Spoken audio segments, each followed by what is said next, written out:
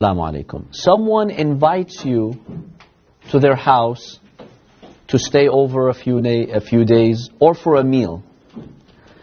And we assume that you know this person does not pay khums. This person is a Shia, is a practicing Shia, meaning someone who believes in religion, not someone who's from another school of thought.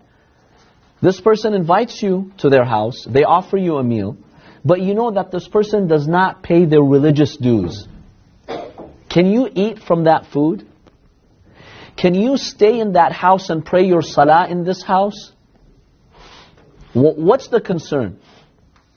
The concern with salah is that one of the conditions of prayer to be valid, you have to pray in an area that's mubah. Assalamu alaikum. What's mubah? An area that's religiously lawful for you to pray. If you go to a house that does not belong to you, you break into a house, and without the permission of the owner, you pray in that house. Is this prayer valid? This is not a valid prayer. Okay. The argument is, if you go to someone's house and they don't pay khums, they don't do any calculation of khums, zakat, or these religious financial dues, 20% of this house is not owned by this person, right? He doesn't own 20% of his house. The recipients of khums are partners with him, and they clearly have not given him permission because he's withholding their right. If you go to a house who's owned by two partners, let's say two brothers equally own a house, or 70%, 30%, or 20%, 80%. One of the partners says, I don't allow anyone to enter this house. You cannot enter this house. It's not lawful for you to go to this house. Can you pray in this house? If one of the partners says, I do not give you permission to use my house, you cannot. Okay, 20% of this house is not owned by this person. It's owned by the khums partners. So the argument is, you're praying in al-makan al-maghsoob, a place which is confiscated, which is unlawful, which is usurped. So your salah is invalid. The money, the meal that's offered to you, 20% of it does not belong to the owner of the house, the owner of the meal.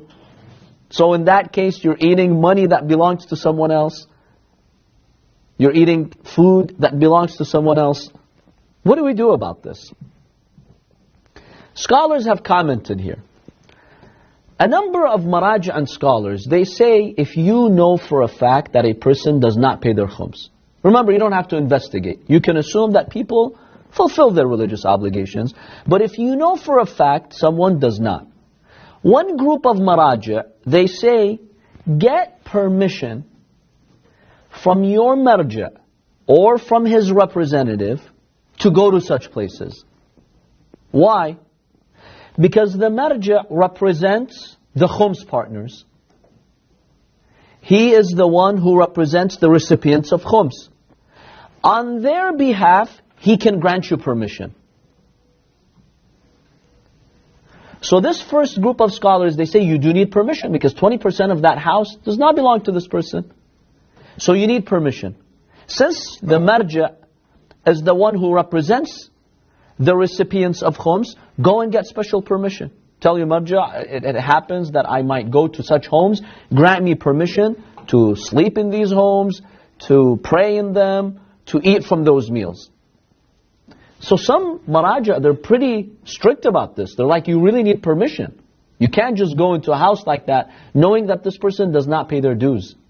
Yes? If you and the person whose house you're going to follow a different marja, do you have to ask if their marja, because that's who they would be paying khums to? You simply get permission from your marja, or according to one scholarly opinion, any marja.